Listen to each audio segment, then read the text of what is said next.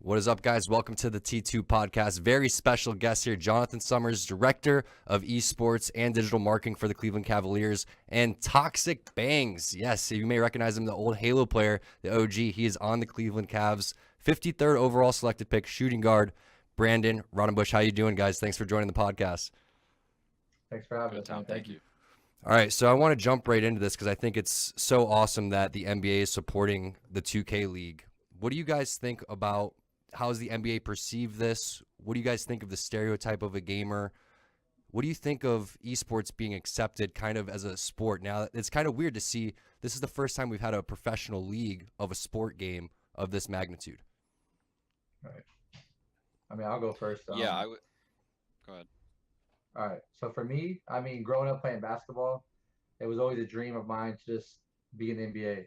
You know, I always was a big gamer, and I always kind of kept it in the background for most of my, high school life, especially with Halo at the time. I really never told everyone. Everyone thought I was just the basketball, the guy who played sports. So for me to kind of grow up and have a career now with gaming in the NBA was something I could never, ever imagine. And it's a blessing to have such a great organization behind us and pushing us. And it's been a crazy ride so far. Yeah, Jonathan, what's your take on it? Yeah, I would add to that the NBA has done a tremendous job of making everybody aware that this truly is their fourth league, right? I mean, we have the NBA, the WNBA, the G League, and now the NBA2K League, and Right. They are treating it as such. And when you have the full power of a league such as the NBA behind you, you know it's going to succeed. We're still in the early stages. We're just about to finish year one, and when you look around and you see these other esport competitions with tens of thousands of people in the crowd and millions of people watching, there's absolutely no reason in the world that the NBA 2K League can't or won't get to that point because it has so much going for it with the backing of such a great league. Yeah, and Jonathan, that's what I wanted to ask you actually. How did the NBA approach this situation? Were you involved kind of in some sort of consulting phase from the Cavs end, or did they kind of approach you guys with an overall package? No, it really originated at the ownership level, where the NBA approached, the owners and informed them that this was coming down the pike, and garnering, who's going to be interested, who's going to join, and our ownership group made the wise decision to join the league, and then we were informed of it, and from there it was just hit the ground running. Now, I noticed that there's a majority of the teams that are in there are Eastern Conference teams. Is that just kind of how the cookie crumbled? Is that a coincidence? Is the East Coast kind of banding together on the gaming side? The West Coast isn't big gamers? Like, what's going on here? No, that's total coincidence. As you know, 4 new teams just joined the league. The Lakers and Minnesota being 2 of them, and their Western Conference teams. So total coincidence. That has no correlation. All right, for sure. Now, ToXsiK, going back to just how you played Halo originally, were you ever thinking that you were going to play Halo in 2K and that there would ever be a 2K league at all? What was that like for you? Because, you went and you played very high level at MLG tournaments, and then you kind of went and did your thing, went to school, played basketball. Were you still playing the 2K the entire time? Were you ever going to think that there was going to be a league? Never. It never crossed my mind. For me, playing Halo so much, my dream was always to make it in Halo. And then when Halo kind of started to fall off a little bit from MLG tournaments, that's when I kind of turned my focus to basketball on the hardwood and playing in college. And for me, 2K was just something that I played casual with teammates or roommates or friends at home just for fun. And I kind of picked up streaming from there. And then one thing led to another. I heard about the league, and I just thought, man, like, it's got to be something I go for and just to see what happens. Jonathan, to you, how was this team kind of constructed? You were obviously probably one of the first people to get involved with this because you're the head of esports over there. Did you have to build a whole staff out to, go and recruit players and just like you would in, I guess, the normal NBA? So organizationally, we built out a staff inclusive of Anthony Morocco, who's our director of gaming operations. He was completely responsible for putting the team together, scouting, coaching, anything that pertains to the gaming itself. We hired a young lady, Helena Malik, who came on board. She leads our content and marketing, and then we filled in the gaps with some help from assistants elsewhere in the organization. But so we currently have 2 full-time staff members dedicated to it. And as far as recruiting players, there actually is no free free agency or recruitment or anything of the like. For year one, there was just a draft, and the NBA determined who would be draft eligible, and they consolidated the players into a pool through tryouts, online combine, etc. So we were given a list of eligible draft players, and that's where Anthony really dug in and did his scouting and drafted the team for us. Right. Now, Brandon, what was that process like for you to be on the player side of things, where you had to go through the trials, go through the one-on-one interview, and then the actual draft process? Yeah, so it was a pretty grueling process. We were told about the combine that would be online. And when we first went into the combine, it was pretty strange because we went in, you couldn't play with anyone. As you know, coming from Halo, communication and any high level of gaming is so important. And in the combine, you had people that may not have mics, you're not communicating. So you really had to hunker down and focus on your capabilities as a player and do the best you could to get noticed. And for me, it was a month grind, and to get to where I got and, get that email to get the 250 was just crazy, and I'm happy it happened. So you get the email. At the time, you were what? Would that be a third-round pick or a fourth-round pick? What pick would that be? 53rd overall? I was fourth round, second pick in the fourth round. Second pick in the fourth round. So you know 3 of your teammates already. How stoked were you to hear that you already had 2 of the top teammates and were you a Cleveland Cavs fan before you joined this team? Well, I'll be honest, the Summers might not like this, but I'm a South Florida boy.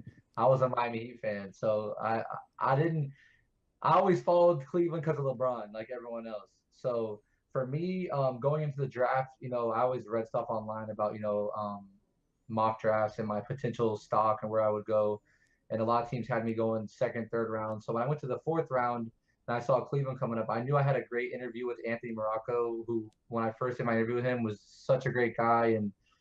And we kind of shared the same vision and passion of the game. So I knew there was interest there. Seeing who we got before me and a player like Hood and ToXsiK were just 2 top players, and players I would never imagine that could be on the same team.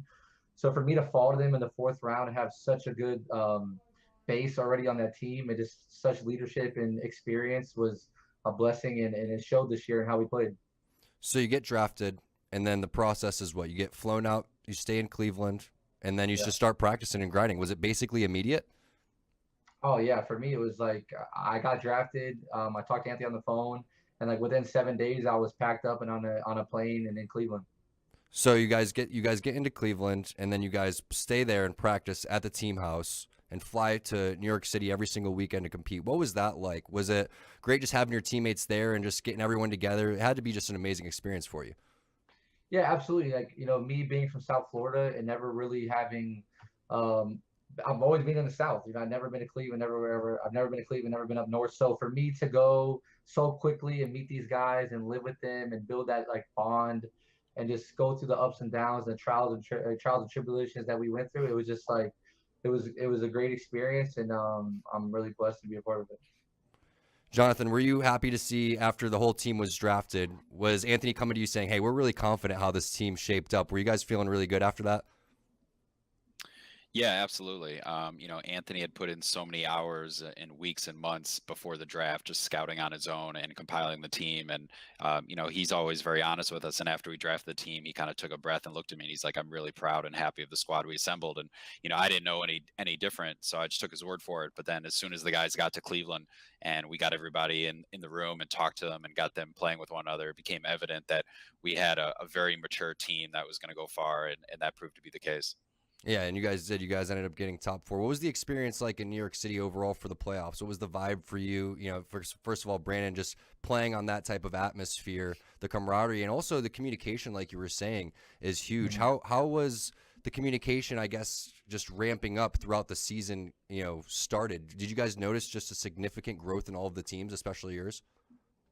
Yeah, so traveling to New York and playing in a studio, and the studio is not a huge studio, so you really feel the energy and the excitement in every single game you're playing. And so to play in that environment was great.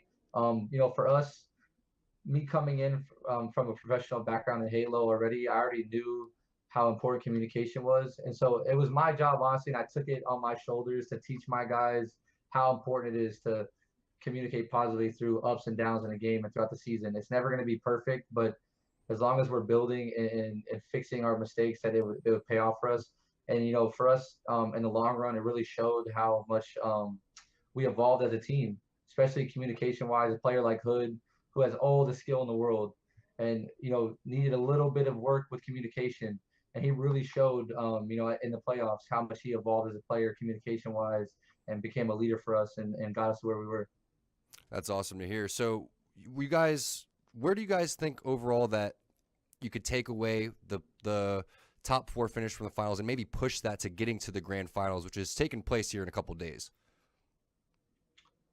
I mean, for us, it's just take this time to kind of enjoy time with family, and just realize the season we had, and the success it was, and get ready to come back next year with a hungry mindset. I told the guys after, like, don't forget this feeling, because we're Right. going to be back, and we all truly believe we're going to be back. And if we come in next year with the right mindset, we're hungry, we're driven, and just do what we do, I have no doubt in my mind we'll be in the finals next year. That's a great point right there, Jonathan. I want to ask you a question about your time with the Cleveland Indians, and you're a Cleveland native, and you spent some time working there, and you saw the player development side of things. How can that kind of be applied towards the 2K League and the players here? Is there any type of mental training or working with possible sports psychologists that could help these guys out to bring their game to the next level? Yeah, 100%. What is very evident now after going through a season of it is the off the court stuff, if you will, is just as important, if not more important, than the on the court stuff. It's not simple to take 6 guys from all over the country and within a matter of 3-4 days throw them in a house together, Right. and they got to live together, they got to play together. I mean, you guys know how this works, right? But to a lot of outsiders who don't have esports experience, they didn't really understand it. And I explained internally the organization, I'm like, it's almost like, imagine if an NBA team all lived together, right? Right. It's hard to fathom, but yet that's the reality. In Someone didn't esports, flush the it's just toilet. accepted. Someone didn't do the Right. dishes. Right. Right. Like that could translate to on the court performance. So Yeah. to ToXsiK's point, like, communication was key. So we were very cognizant of having them live together, but yet do it in an apartment setting as opposed to a house, having their practice facility be on a separate floor in a different space than where they live, so they could have their own private space. Counseling is there for all NBA league employees, including our team. So 24/7 if they need someone to talk to.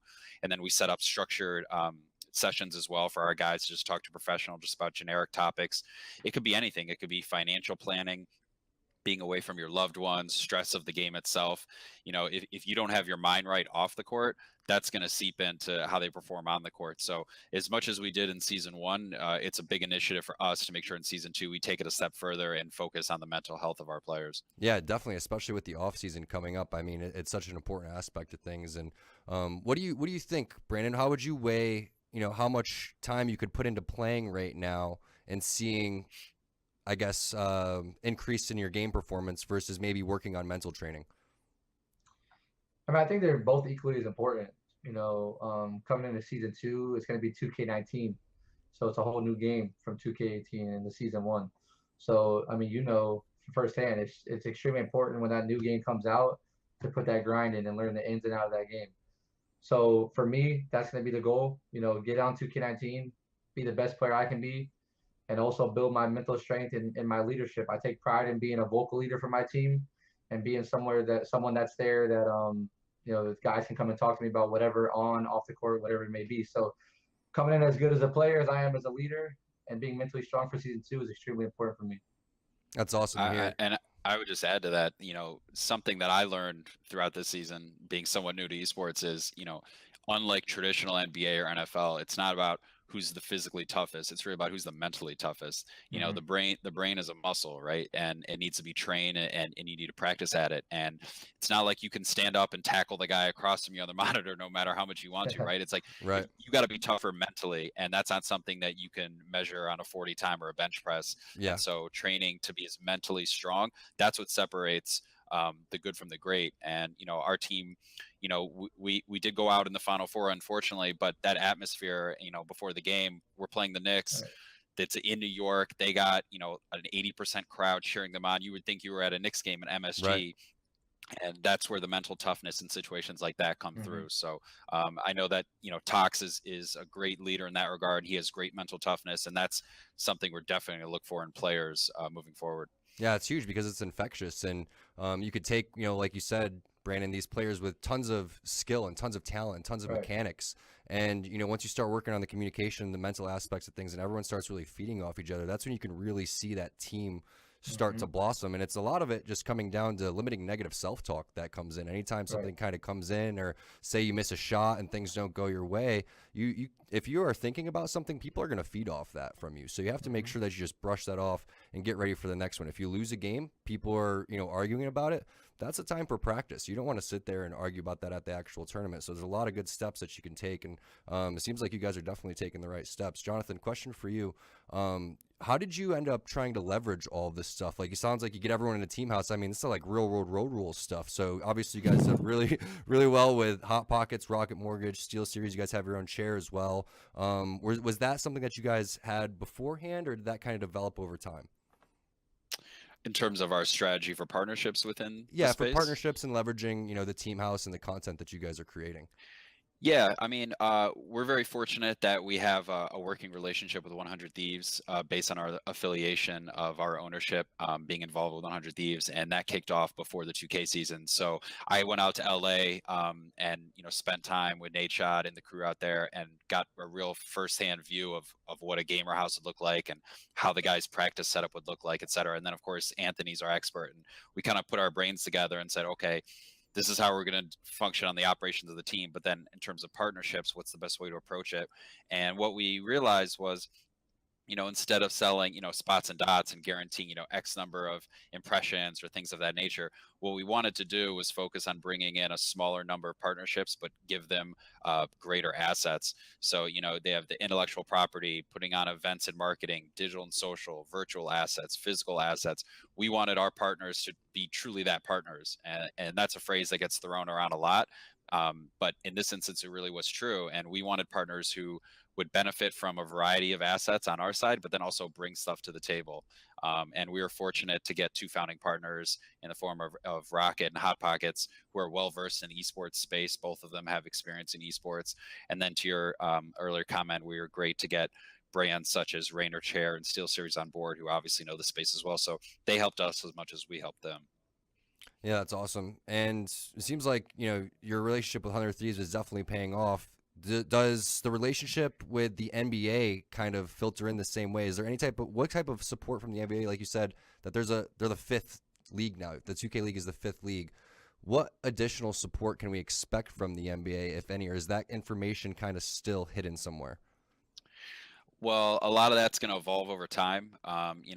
Without getting into too granular of details, it's really at the CBA level in terms of what can be incorporated with regard to team marks and logos or player imagery and likeness, things of that nature. So that's at a much higher level that I think is going to evolve over time. And I think in the future, you'll see us get to the point where you'll see more of the NBA team involvement or player involvement. We're not there quite yet, but the regulations and rules and restrictions have eased over time to where now you'll see, the official Cavs Twitter account tweeting out a video that we put together and tweeting about us and us tweeting about them. So you're going to see more cross promotion there, and it's only going to grow because the NBA community is obviously very well versed, and all of the guys in the NBA play 2K and they talk about it all the time. So that kind of goes back to my earlier comment of there's nothing stopping us from getting to that 20,000 person arena level because basketball is universal, and unlike a lot of other esports games, it's understandable to the general public. We could fill a 20,000 person arena and they would understand a Legion versus Knicks gaming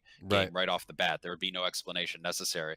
So you combine the general appeal of the game combined with the prowess of the NBA marketing, and then you start getting the players involved. 2-3 years from now, this is just really going to get to another level. And has the buzz kind of gotten to the players? Have any players, reached out to you guys from the Cavs, or has any, anything along those lines from other teams happened yet? Are they taken aware of the 2K League?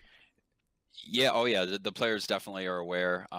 We've had a couple trips over to our practice facility, and without naming names, some of our guys are aware of our team. That they met our guys. They talked about the league. They know all about it.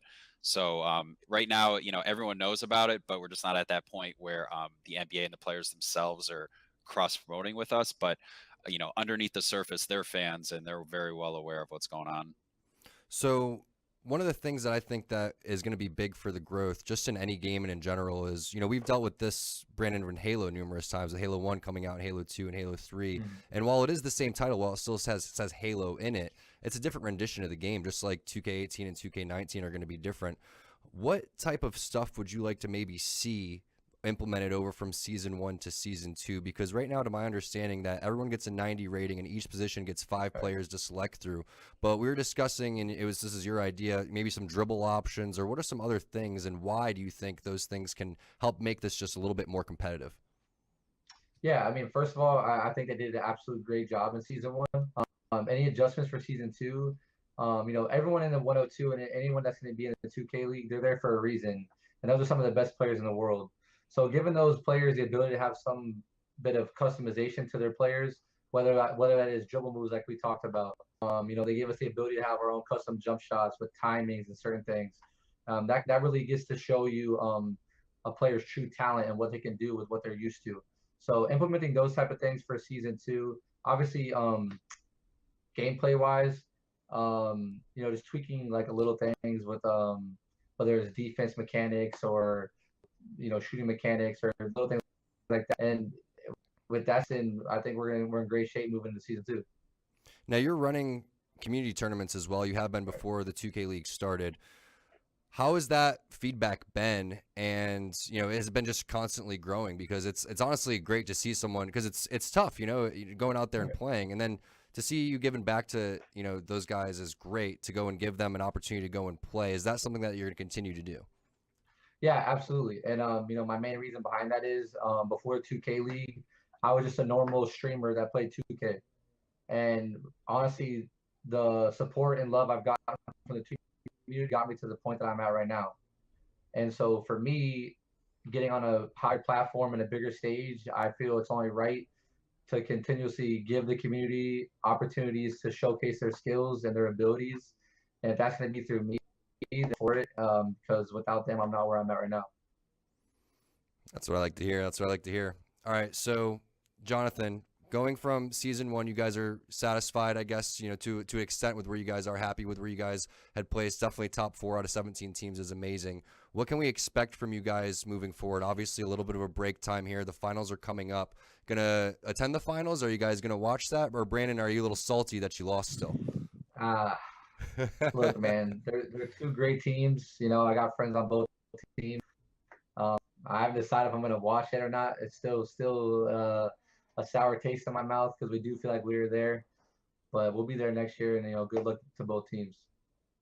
Yeah, Jonathan, what about you? Yeah, and I would say the off season seems long, but it's really not. The schedule is going to change slightly for season 2 in terms of when it starts, so that might come at us a little quicker than it did last year.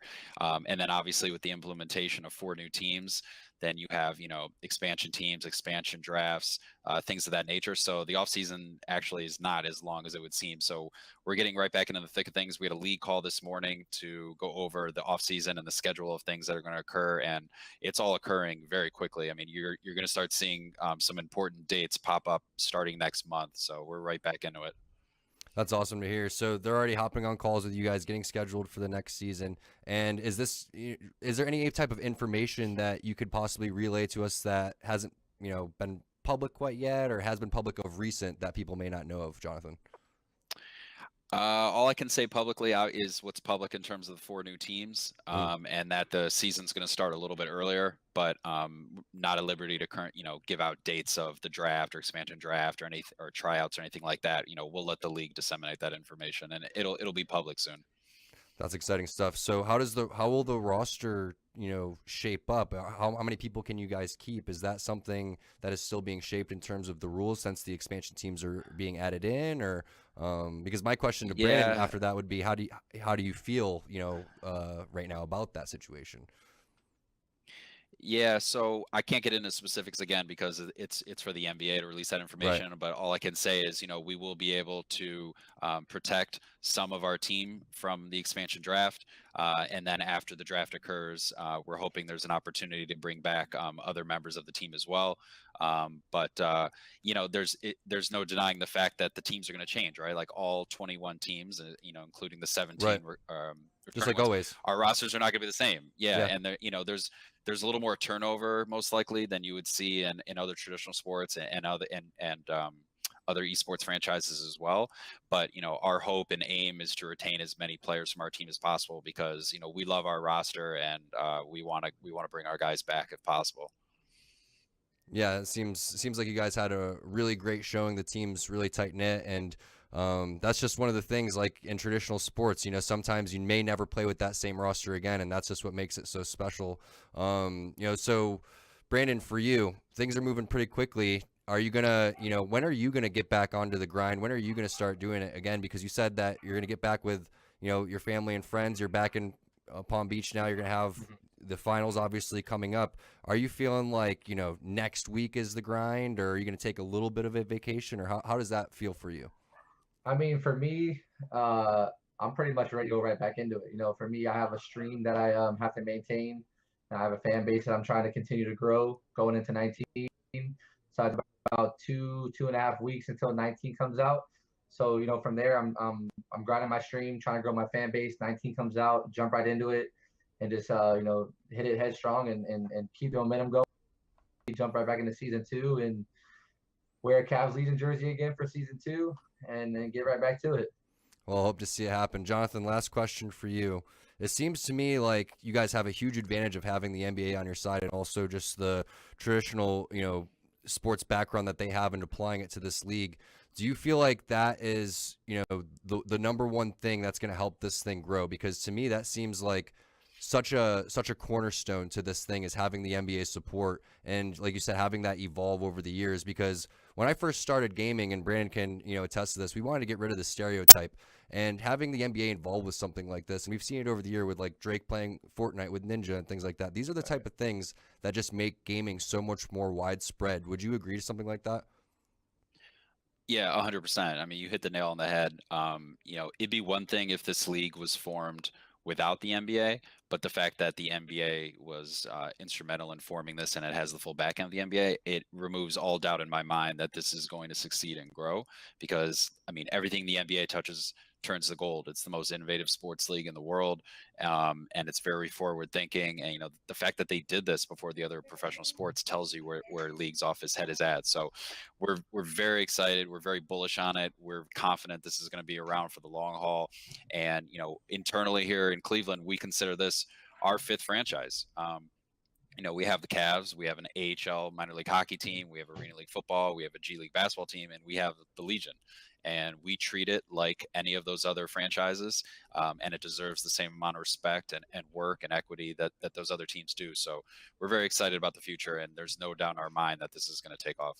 I love that. All right, I said that was the last question, but I got one more. So we were talking about it being the 5th team there in Cleveland. I think that's absolutely amazing. So are we going to see, potential, if it's already probably happening, but in the local stores or Legion gear and apparel being purchased and just worn by people where you just kind of bump into people, in the grocery store or something like that? Or Brandon, have you been recognized? Is that already kind of happening and shaping form in Cleveland? Yeah, on the apparel front, the apparel's for sale right now. So you can buy Cavs Legion gear on the same website that you can buy Cavs gear, and then it's physically for sale in the team shop in Quicken Loans Arena. So you can walk in and buy a Kevin Love jersey, and then look right over there and see a Cavs Legion T-shirt. So again, we're treating it just like any of our other teams, and Brandon's very recognizable. He stands out. So he's been caught a few times when we're out and about on the town, and he's got a great fan base, and he cultivates that really well. So don't let him tell you he's not world renowned. Yeah, you can see that beard from a mile away, no doubt. Hey, when you got it like this, you got to embrace it. You know what I mean? No doubt. Well, guys, thank you so much for your time. Any shout outs that you guys want to give? I'll be real quick. First of all, shout out to Cavs Legion, Summers, Anthony Morocco, Helena, all my teammates for a great season. We ended a little short on where we wanted to be, but if I end up being back there and we have the core that we want to be back there, no doubt in my mind we're back in the finals, going to the finals next season. So, shout out to them. Just shout out to my family and everyone that supports me, my fans and the community. Shout out to Tom and the Halo community, because without you guys, I wouldn't have been in gaming that I am today. So I appreciate all you guys. Appreciate it. Jonathan, what about you? Any shout outs? Yeah, just the whole Cavaliers organization for getting behind Cavs Legion and embracing it. Most of the people within the organization weren't too fluent in esports, and here we are 6 months later. And if you were to walk around our office right now, you would see a bunch of our employees, even today, wearing Cavs Legion gear, coming up to me talking about the team, what's it going to look like for next season. So really appreciate our franchise and our organization getting behind it, and to Tox and the rest of the team, and Anthony and Alina and everyone who worked hard these past 6 months. Like Brandon said, that feeling after the semifinals loss, that's just going to fuel us. Both the guys on the court and Brandon and the team, but that's fueling me every day to make sure that we take our work to the next level, because for us, we want to win a championship next year. So what can I do and what can our staff do to help those guys get there? Rock on, guys. Thank you so much for your time. I love it. I love it. Thank you guys so much for watching as well, wherever you are, listening, wherever you are. That's the Cav Legion. This is the T2 podcast. We'll see you next time.